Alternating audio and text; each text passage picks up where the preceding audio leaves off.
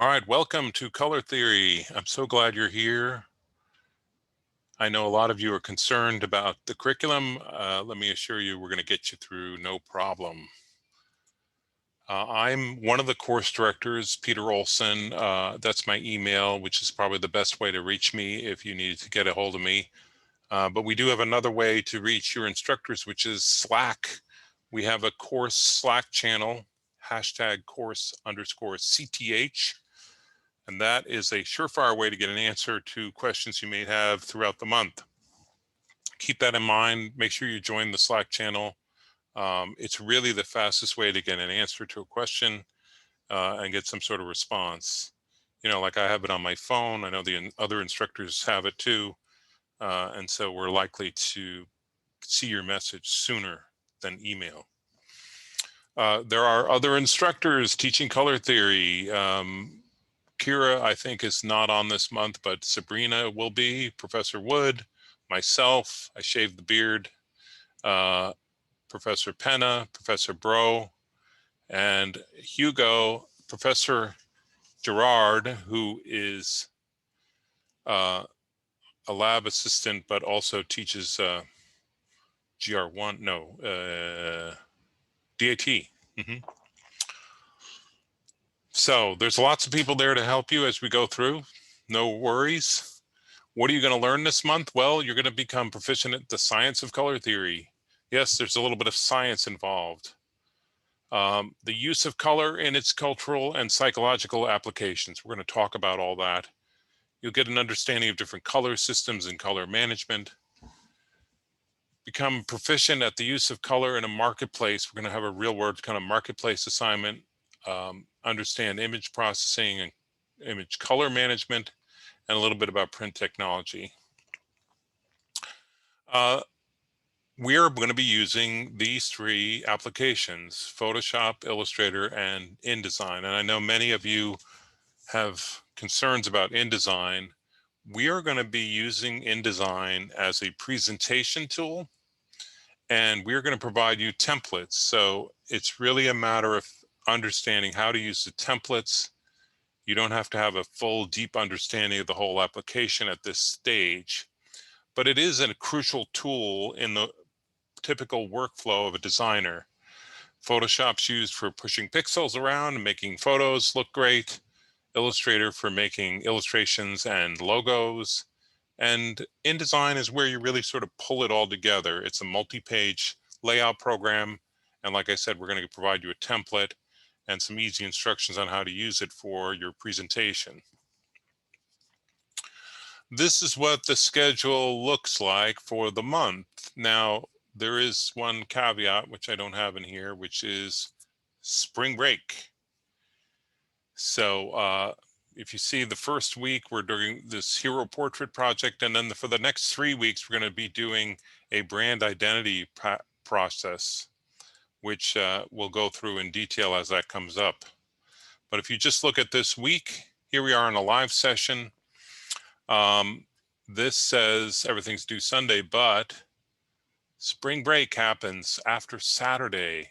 So everything is due Saturday instead of Sunday. You're losing one day. Now, with that being said, if you need extra time, ask your instructor for a little help, and you might get some more time. But the fact is, I think Sunday is Easter Sunday, so we're not planning to be having students work on that day. It is the official start of spring break. So what that means is if you get everything done by Saturday, you will have a wonderful spring break without any homework. So let me give more detail on the schedule. Every week, we'll have a live session on Monday, and we'll have a lecture, and we'll go over the basics of the assignment for the week. Every Sunday, something will be due. But on Thursday, we're going to do live critiques. Now, your instructor may specify a time for that. I do mine at noon.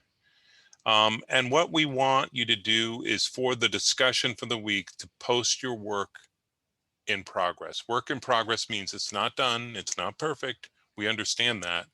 But if you give us a look at what you're doing, before the deadline, we can oftentimes help steer you in the right direction so that you do a perfect job by the time you get to Sunday or the end of the week. On Friday, you're going to provide a peer review. You're going to look at somebody else's work and give them a little critique as well. And then you'll have a couple of days through the weekend to finish things up. Yes, the live critique has a specific structure, and we've given instructions in the discussion all about that. So you'll see that in the discussion. So every week has its own discussion. So for the week 1 discussion, you're going to be posting some work for your hero portrait and then getting some feedback on that. You don't have to be present. It will be recorded and posted in the discussion, which, by the way, these live sessions will also be posted in the discussion for the live session. So if you're not present, no problem. Just come back and look at the video later. We try to make it like our virtual classroom. So it's like a place where you can come, you can get some feedback.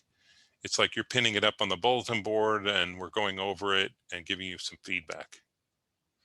And you will not be graded on the quality of the work you post, only whether or not you posted work. So participation is what's counting. Yeah, midnight is the due date. So if you need more time, you should ask for it ahead of time, but you should try to stick to the midnight deadline, Julian.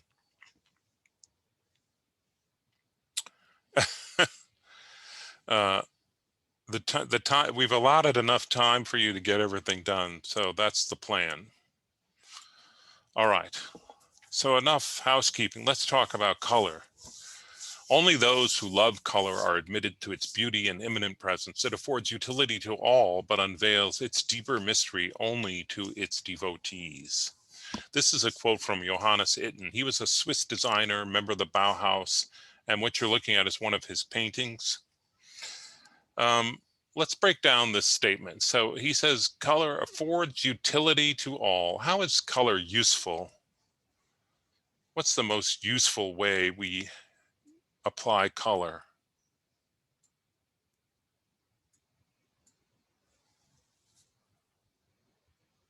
To express emotion? Well, I would say that's definitely a way, but I wouldn't say it's the most useful way. Can you think of really utilitarian ways?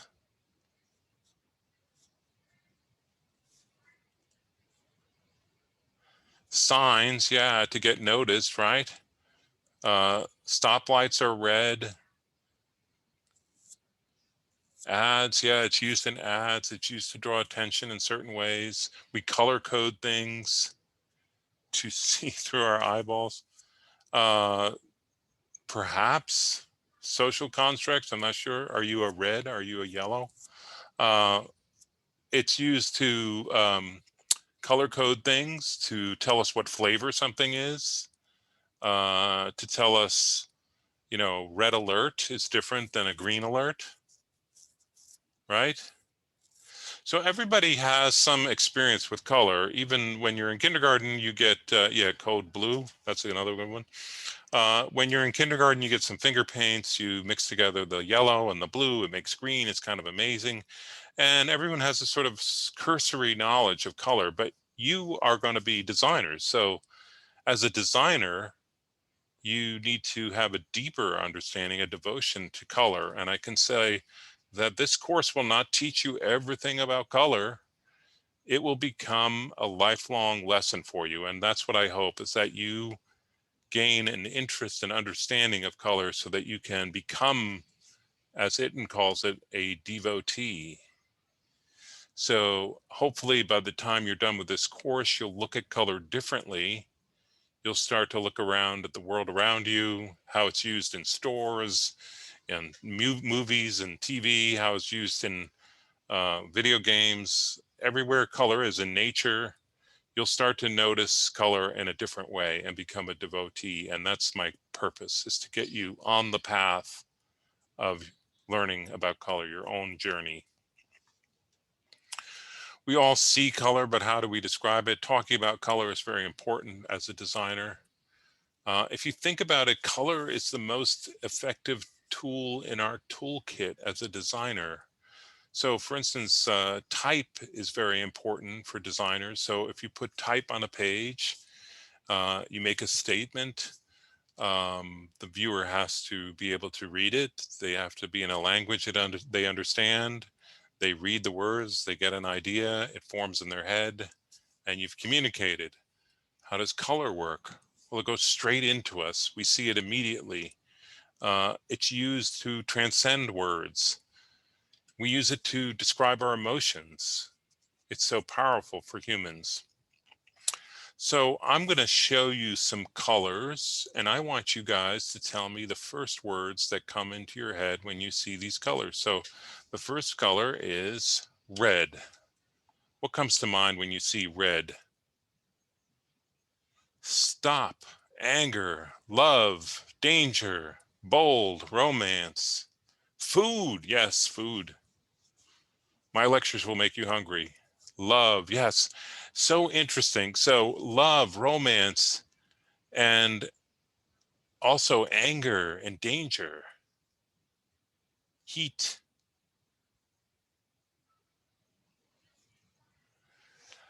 blood. Yeah. So some things that seem to be opposites, right? Like love and anger, romance and danger. What's the connection? How can one color represent these apparently opposite things? Yes, Derek, passion. It's intensity. Red has intensity. But you'll see that every color has a bit of this paradox in it. It has a bit of positive and negative. It all depends on how you use it as a designer.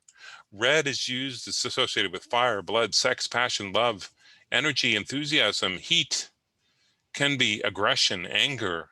It's used by marketers quite a bit because it's the hottest color. It gets a lot of attention. Here's pink. What comes to mind when you see pink?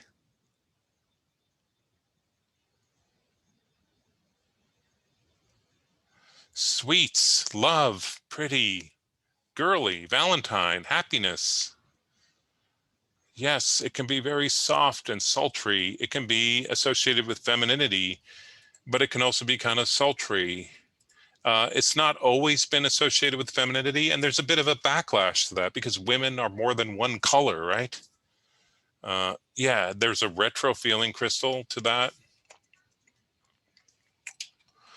Uh, Happiness, admiration. All right, orange. What comes to mind when you see orange?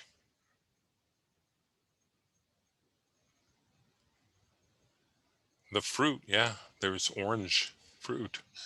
Could also be mango. The sun, bright. It is a hot color. Warmth, clockwork. Hmm. Uh, Burn, sunburn, warning, a clockwork orange. Okay, I get it. Uh, that's a pretty old reference, by the way. Carrots, yeah. Those construction cones, so there's a warning aspect to it. Yeah, orange. Anybody associated with Full Sail? It's one of the colors Full Sail uses.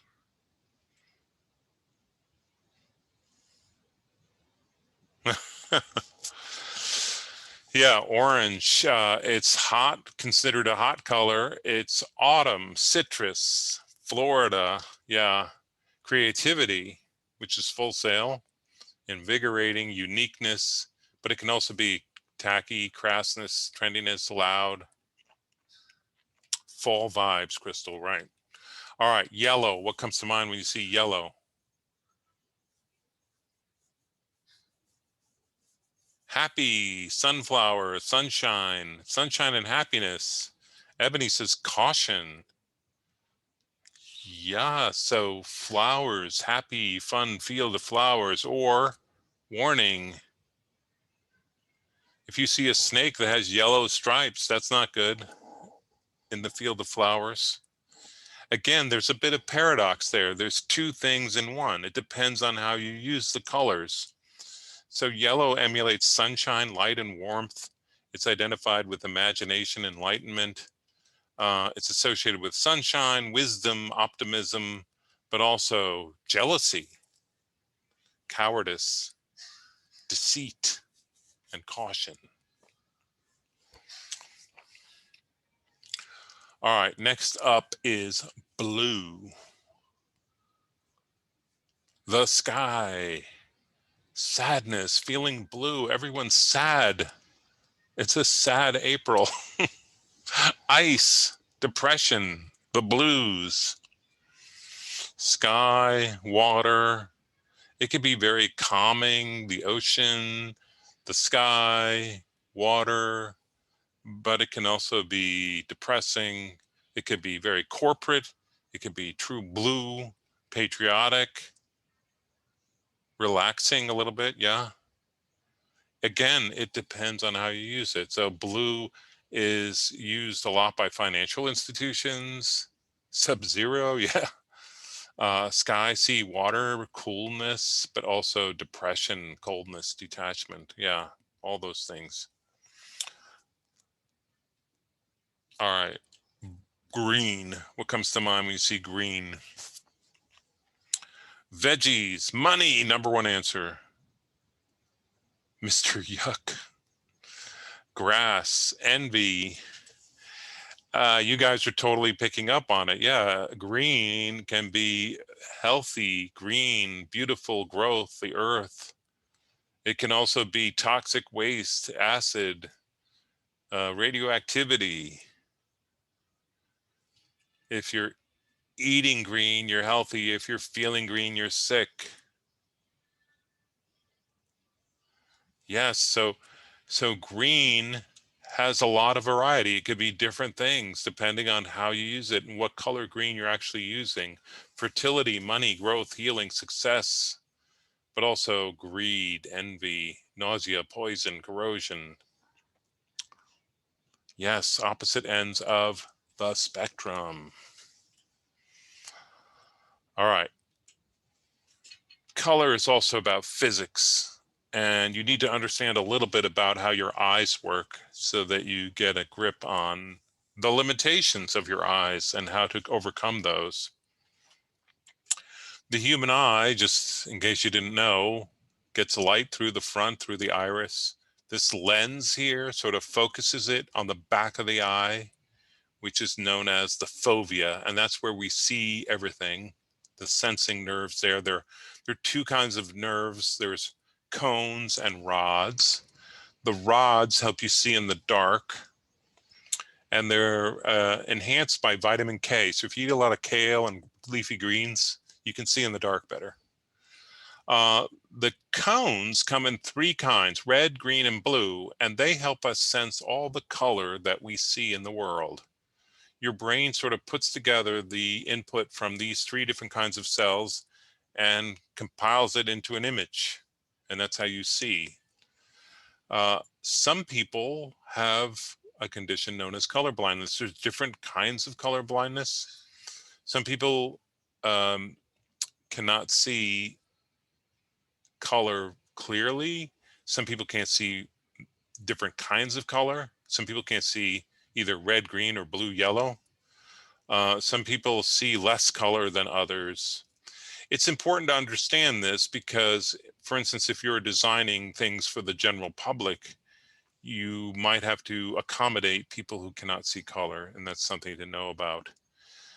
This next slide shows you a color blindness test. So if you cannot see the numbers 7, 6, 26, 73, 74, and 45 in these circles, you might be colorblind. If you are, you should let your instructor know. There are ways to work around it. It's not an obstacle, but it's just something we need to know about.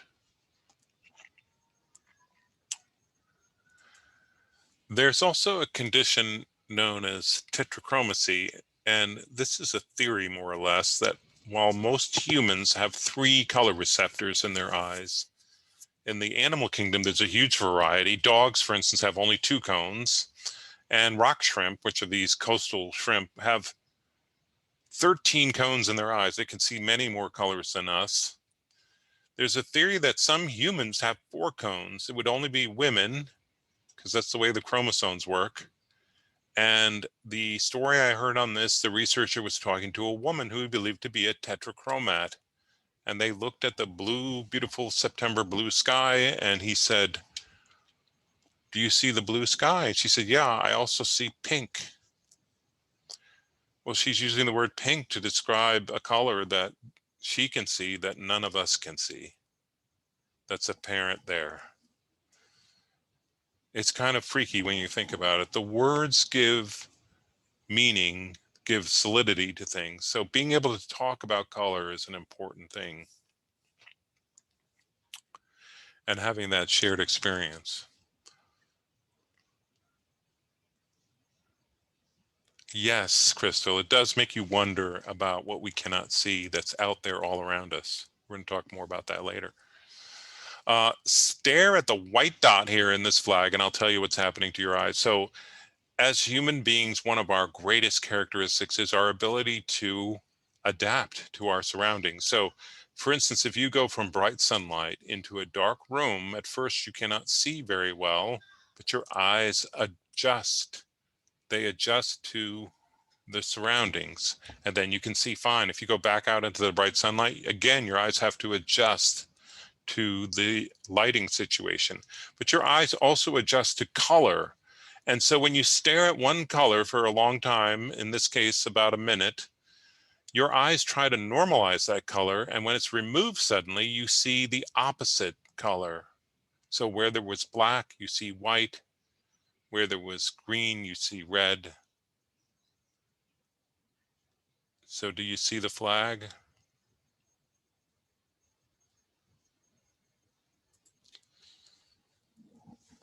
No, you have to be committed to staring at the white dot. Yes, I'll give you a chance to get over that. That after image is what happens when you stare at a color for too long. Your eyes become adjusted to it. So you have to understand that as a designer. Sometimes you can become desensitized to a color.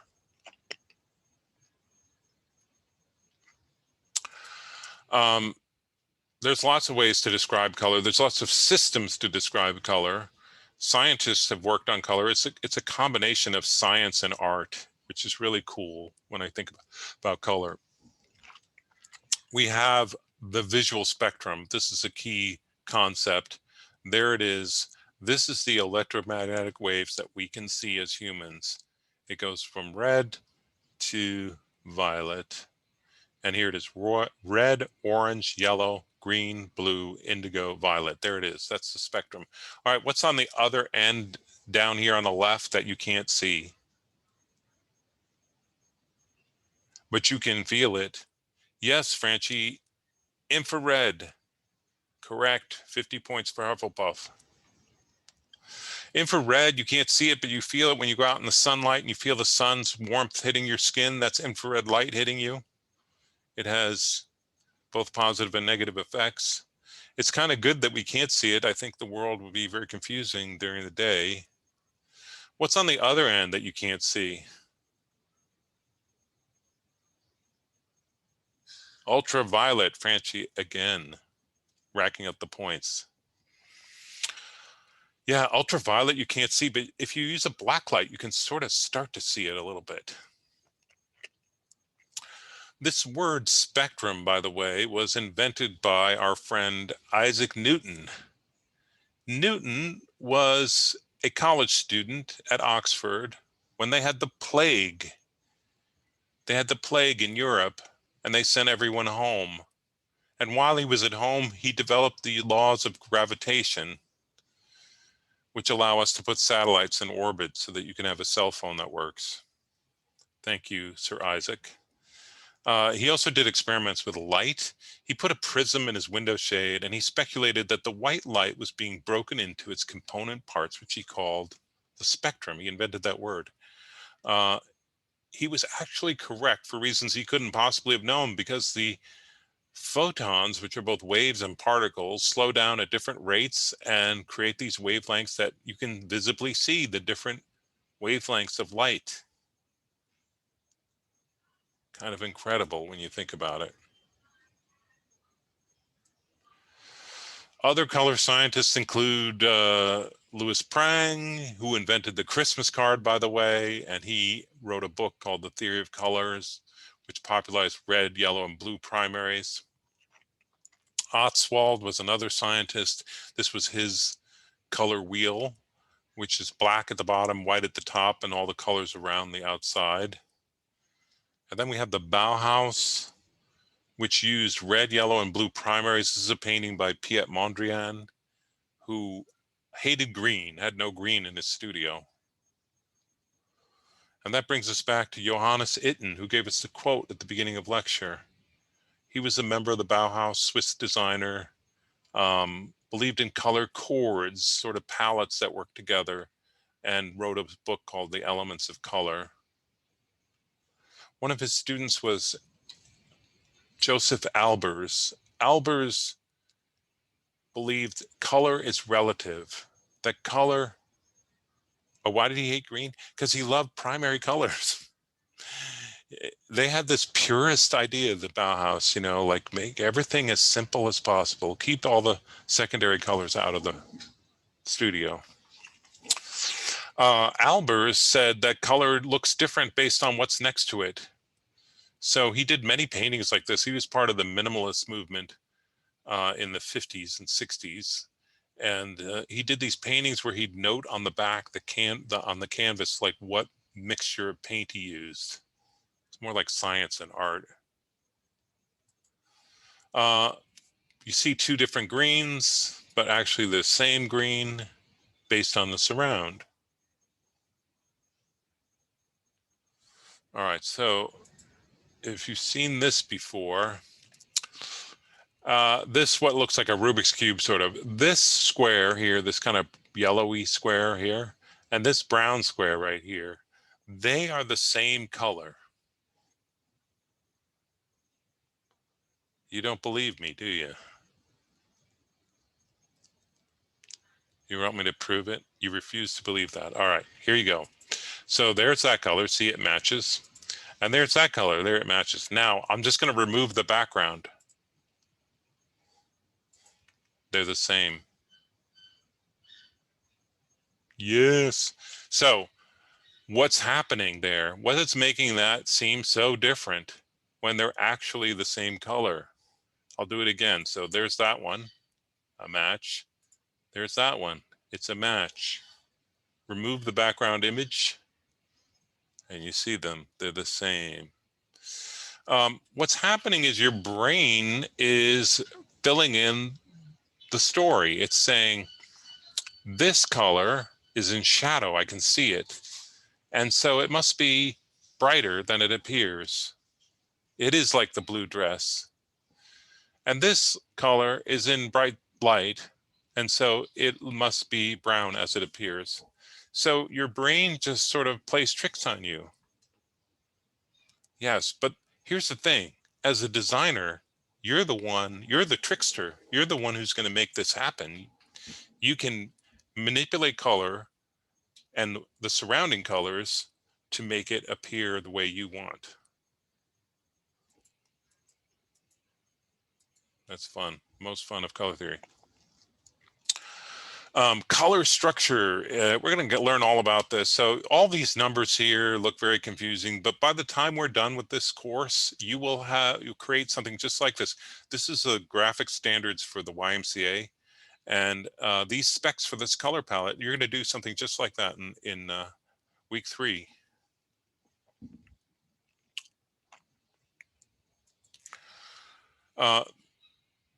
Scientists try to figure out ways to assign numbers to colors and all that, but the color wheel is really a basic structure that you're going to actually use for this first assignment you're going to do. Let's go through the anatomy of a color wheel. So primary colors. What makes a primary a primary?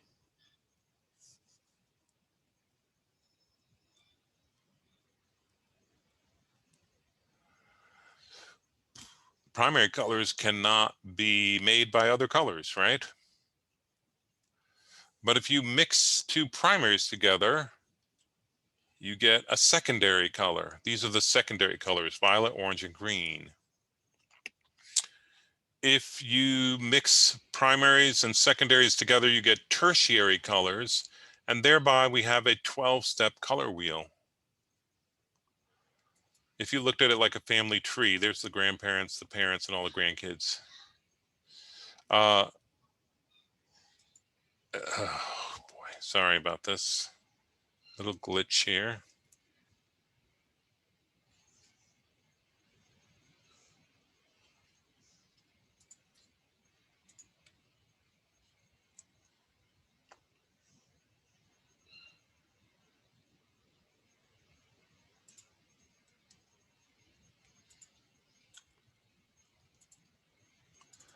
That's where we were. All right, I'll go through this carefully here. Hue, saturation, brightness, and value. These are 4 keywords that you need to understand to manipulate color. And we're going to go through each one to make crystal clear that you understand them. So if you look at this, this is like a color picker from Illustrator or Photoshop. And you see all these numbers here, which we're designers. We hate numbers. I don't want to see all that mess. You want to pick out a color, you can just go over here and click and get a color. But you need to understand these because they can really help you out, especially when you're designing. So the first up is hue. When the radio button for hue, the H, is selected, this becomes a hue selector, this slider. It's noted in degrees because it's like a compass, 360. This is actually just a color wheel that's been cut and splayed out in a long strip. You can see that 0 degrees on the compass, which would be due north, is red. What do you think 360 is?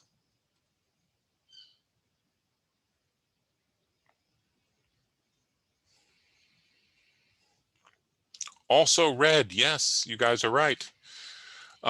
So when you think of hue, think of a compass. So you're going around the wheel. Next up, we have brightness. With the brightness radio button selected, this becomes a brightness slider. Brightness is measured in percentages. So it goes from 0%, which would be black, to 100%, which would be pure color. So it's a little counterintuitive to think of brightness as a measure of black, but just remember they both start with the letter B. Brightness, black. Next up, we have saturation. Saturation is a measure of how much white is in a color. We go from 0 saturation, which would be pure white, to 100%, which is pure color. In this case, red, because we're at 0 degrees.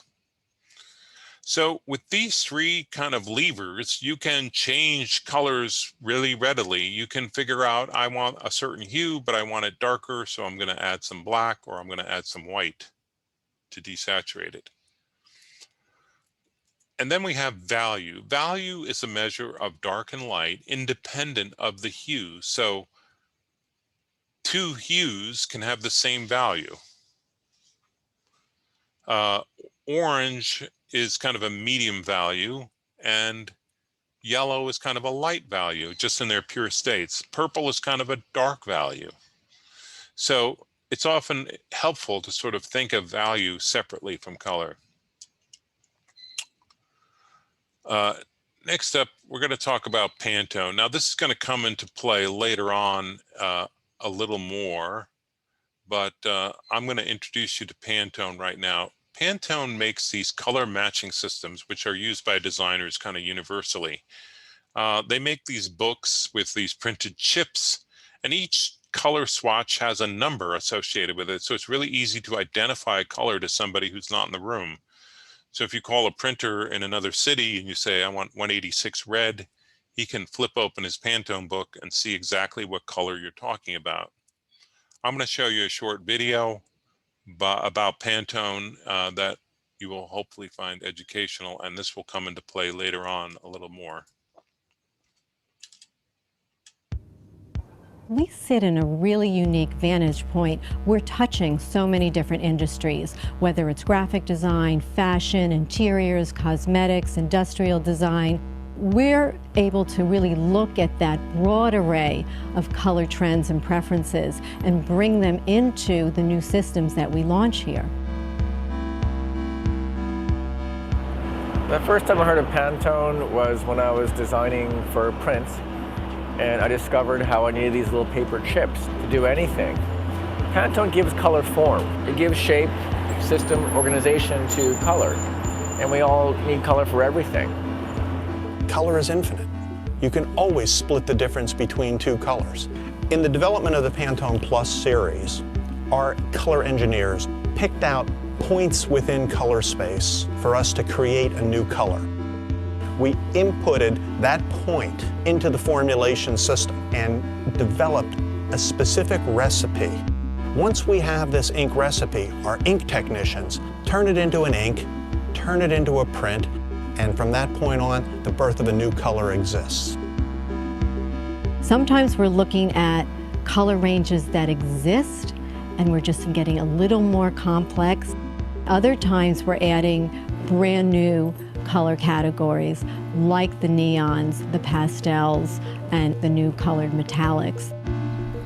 If you're going into production, the word from the printer or the supplier is, give me a Pantone. What Pantone is it? I'll match it. I mean, the things that I've learned throughout my career in working with major brands is that color accuracy is really important. Consistency is a measure of a brand, and if it's the same every time, you win. If it's slightly different each time, it's awful.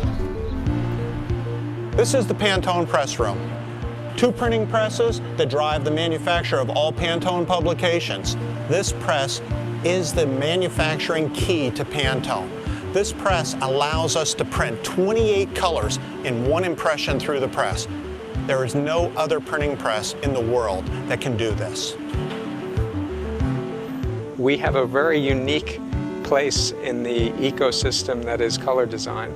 So as we were looking at new product development, we were listening to our customers, and they were telling us we want more color, we want a new design that's more intuitive, we want digital tools. So Pantone Plus is really the result of that kind of input from designers across platform, across the world.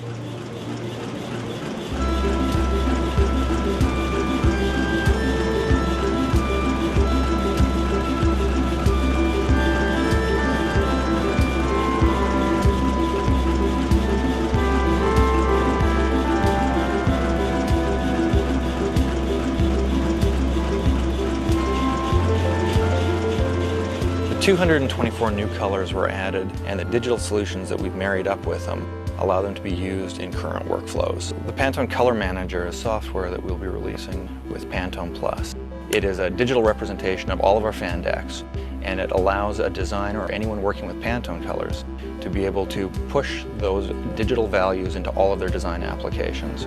And over the history of the development of the book, new sections have been added on at the end, which broke the family orientation of the book. The book has been reordered now so that all families of colors are next to each other in a predictable manner. My favorite Pantone color? 032 Red. We use color in design to convey certain feelings, emotions, or meanings. I use Pantone as kind of a universal color language. I actually don't know what I would do if we didn't have the Pantone chips. I guess I would take a client out on the streets and point at a cap and say, is that a yellow you want? I really don't know. I think color is one of the most powerful things in the world. I think the ability for there to be new stories in color, just because there's more, I think is going to be great.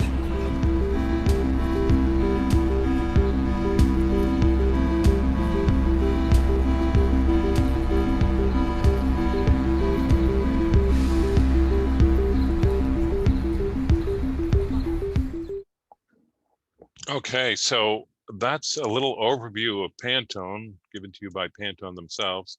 There are other color matching systems, but honestly, in my 30 plus years of doing this, I've never used any of them. Pantone has been the only one. Munsell, I've heard, is kind of big in industrial design, but you just need to be aware that there are all these systems out there. Pantone's probably the most used one, and we're going to use Pantone in our week 2 assignment. All right. For a painter, gray is the richest color, the one that makes all others speak. Paul Klee said this. You're looking at one of his paintings called Angel Applicant. What does gray do? What do we use gray for in art? What does it primarily help us with? Yes, shading and shadows. Yeah, it helps us create the illusion of shape and dimension with highlights and shadow and bounce light. Understanding that is a key first step before you add color. This is a drawing by Degas, and Degas, loved color. He did these beautiful pastels of the ballet dancers, but he also understood the importance of understanding the structure that's created by gray to create shadow and highlight. This is basically pencil with a little bit of white crayon. A lot of studies by him. Matisse was another one who did wonderful things with color, but he also studied black and white, how to do light and shadow structure. And here is Degas' drawing of Matisse. Bob Ross did a grayscale. Well, who can compare Matisse to Bob Ross? Hats off to Bob Ross.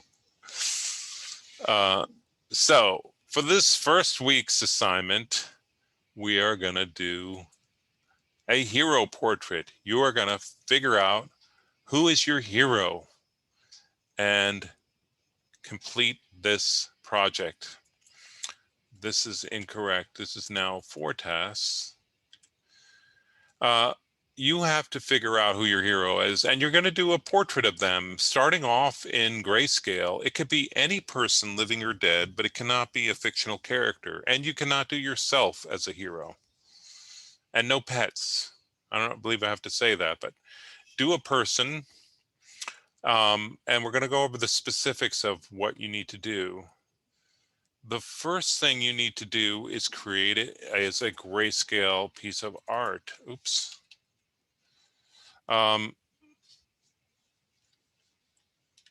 So you are going to create a 4-color illustration in Adobe Illustrator, and you're going to submit your grayscale to the discussion by Thursday. So let's look at what some look like. So these are the rules of the game. So this student work, he did H.P. Lovecraft, who is a science fiction author and wrote stories sort of about sea monsters and things. So rather than just do his head, he created an ominous looking face, but added additional elements to the background to make it a unique statement on his hero. Now, the rules are light gray, dark gray, black, and white. That's all you can use. You can't use gradients. You can't have special effects and drop shadows and things like that. You just really want to use light gray, dark gray, black, and white. And the reason for that is we're simulating screen printing for a t-shirt, because ultimately that's what you're going to do, create a t-shirt. This student did this guy, and I don't know his name, but he's the hero from World War II. It's sort of a V for victory with these machine guns. Light gray, dark gray, black, and white. That is all. And note that it's a sort of freestanding composition. It's not cropped on the edges, which makes it better for a t-shirt. That actually works a lot better on a t-shirt. Frida Kahlo, she did a sort of low poly line work, which gives it almost a secondary kind of gray, but it really is just light gray, dark gray, black, and white. And this was freestanding as well. I just don't have the uncropped version of this. Simon Bolivar, the hero of Venezuela. And again, light gray, dark gray, black, and white. A freestanding composition, not cropped.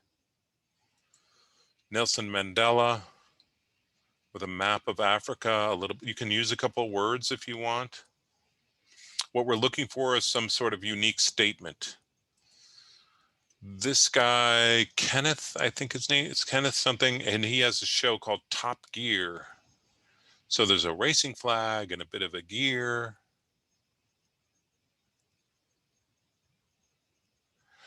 Crystal, I'm going to go over some techniques of what to do shortly. So everybody know who this is?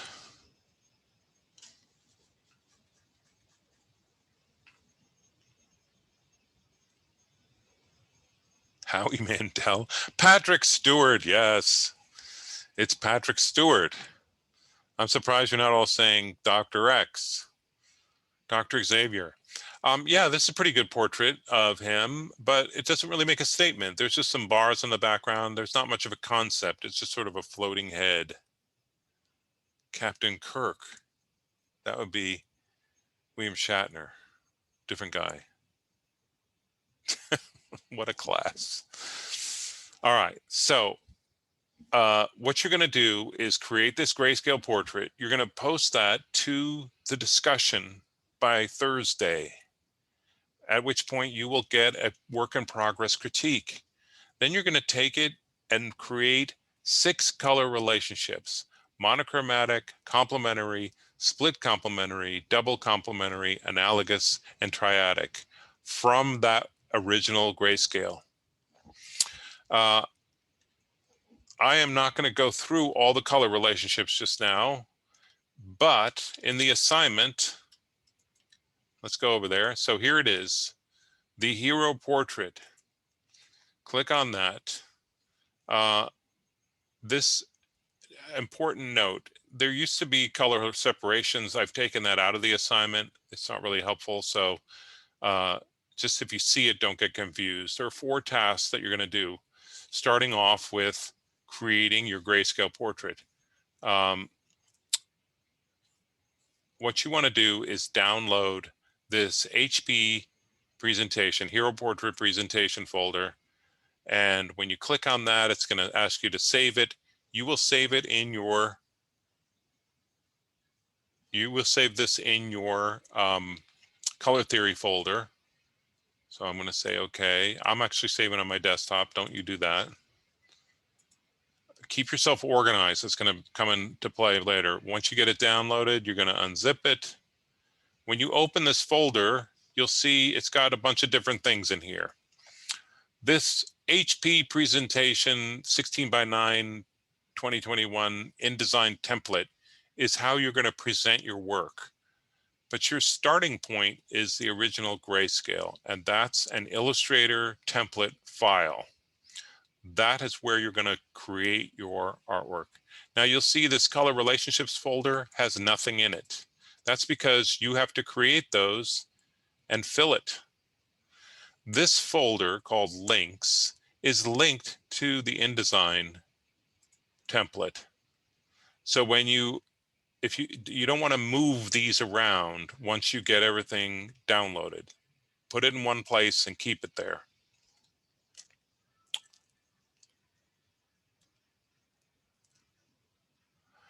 Yes, at a certain point, you will export your PDF from InDesign, which is pretty easy to do, and there's videos to show you how to do that. If you open this file, this is a specific size artboard that works with the template. Yes, Ashley, you have a blank. It's always been there, Ashley. I don't know what you missed in December. Yeah, this is the artboard, and this is where you're going to work. You see it, because it's a template, it opens as an untitled document. Of course, you want to save it and create the grayscale. Go back to the assignment. So step 1, download that stuff. Step 2, there are videos. This shows you how to use the InDesign template. But there are 2 videos here, sketch to illustration and working from a photo. So the first thing you want to do after you decide who your hero is to say, am I going to draw this freehand or am I going to use a photo reference? And based on your answer, you will either work from video number 1 or video number 2. This gives you some examples of what makes good work. So freestanding, creative, interesting statement about who your hero is. That's the best. That's excellent work.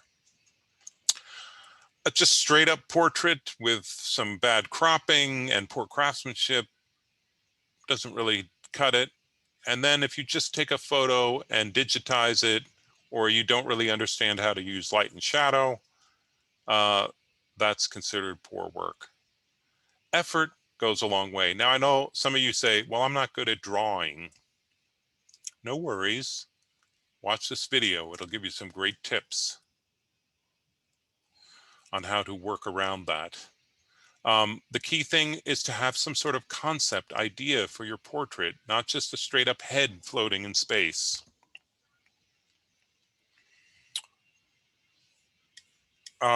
Once you get that done, you're going to create the color relationships. This video is a requirement. You must watch this in order to understand how to create your color relationships. This will show you how, this will give you the inspiration, and this gives you the technical know-how to do it. And then I have this about Pantone. You don't really need to watch that anymore because this was really for the color separations. But this video is an extended lab session with Professor Martinez, who's really excellent. This is his portrait of his son. If you have the time and inclination, you can watch this. It's a little over an hour long, but he goes through every step of the way and some techniques that are kind of interesting. You can scan through it, take what you want. It's there for you if you need it. And then you're going to do a mock-up of your t-shirt, and this shows you how to do that. And this gives you and then you're going to make a video presentation of the whole thing. And this is a sample, a student sample of a video presentation. Top husband. And this shows you how you'll be graded.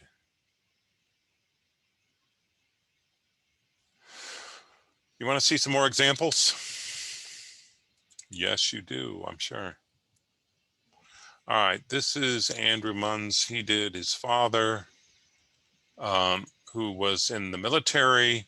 So light gray, dark gray, black and white, a containing shape, a background image, this little bit of a rope pattern, which is really nice, more than just a floating head, and that's his grayscale. So from there, he created a monochromatic and complementary, split complementary and double complementary, analogous, triadic.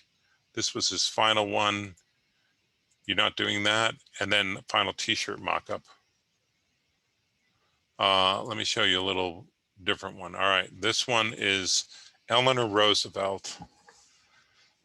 So she added this background element of the flag. There's wonderful craftsmanship in this. The detail lace on the collar, the reflection in the pearls. But again, she's just using light gray, dark gray, black and white to create all this. So really excellent work. There's her monochromatic, complementary, split complementary, double complementary, analogous, triadic, final design, and t-shirt. One more. This is Sable's. She did Jordan Peele. Sable loves to draw. She draws really, really well. She used Procreate and then brought it into Illustrator. And this has light gray, dark gray, black, and white. Her use of cross-hatching and shading really give it more dimension and shape. A wonderful, interesting composition that tells you a little bit about who her hero is and why she likes him. Monochromatic, complementary, split complementary, double complementary, analogous, and triadic. Final design. Vinyl t-shirt. Adobe Draw, yes, you can use anything you want as long as you end up in Illustrator with some vector art, because the rest of the process really depends on that. So Adobe Draw is like the Procreate for Adobe, and is that what it's called, Adobe Draw? I don't use it because I use Illustrator, but let's go back to my lecture. So in this last 5 minutes, I just wanted to give you a bit more inspiration for your hero. Some examples that I like. So this first one is Kehinde Wiley, who is an artist who does amazing sort of classical based portraits, but with a unique kind of modern look to them. This is his official White House portrait of Obama, which has a wonderful use of color. But his work always has some surprises to it. This patterns, these floral patterns, and the way he uses them intermixed with realism. So there's what we call magical realism.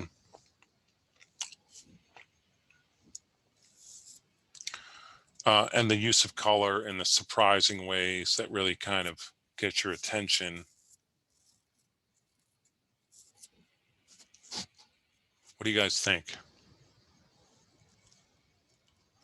Yes, he definitely understands light and shadow. I can guarantee you he's done 1 million pencil sketches. Yeah.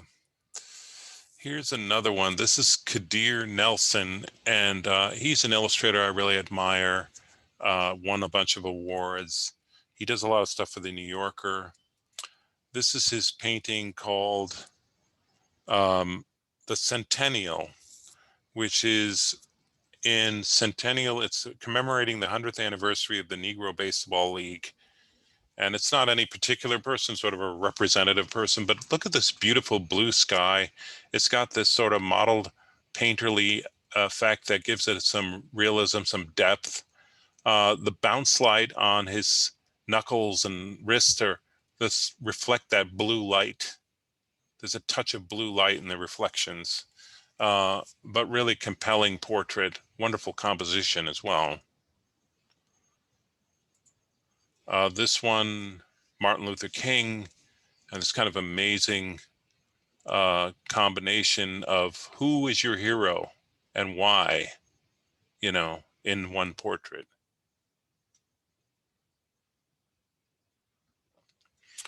And then he did this most famous portrait called Say Their Names.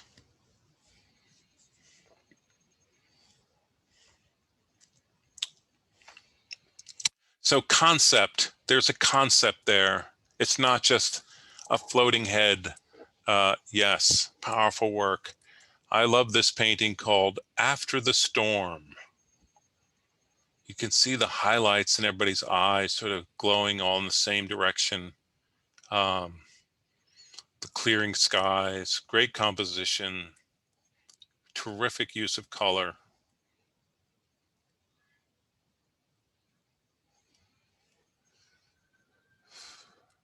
And then this one he did, this is called American Uprising. Pretty amazing composition. I love when they do this, like put things in front of the masthead for the magazine. All right, well, I hope that leaves you inspired and ready to dive into this project. Any questions before we wrap up? I know you probably have a lot of questions because there's a lot to know, but follow the guide here in the assignment, watch the videos you need to watch, and you will get there, I guarantee. If you're having quirky things with InDesign, there's this quick start. I recommend that. It's less than 30 minutes long. You can watch that. That'll help. There are also in the video, we talk about how to do it. And I also created a thing called Troubleshooting InDesign. Where is it? there, which has little short videos less than a couple minutes long that tell you how to fix some common problems that you may run into. The Slack channel, if you came in late, is #CourseCTH. Go join there, say hello to the rest of the class, and have at it. I hope you watch the plan of attack for the course. That's another good video I want you to watch. So I look forward to seeing your great work. Have a nice night.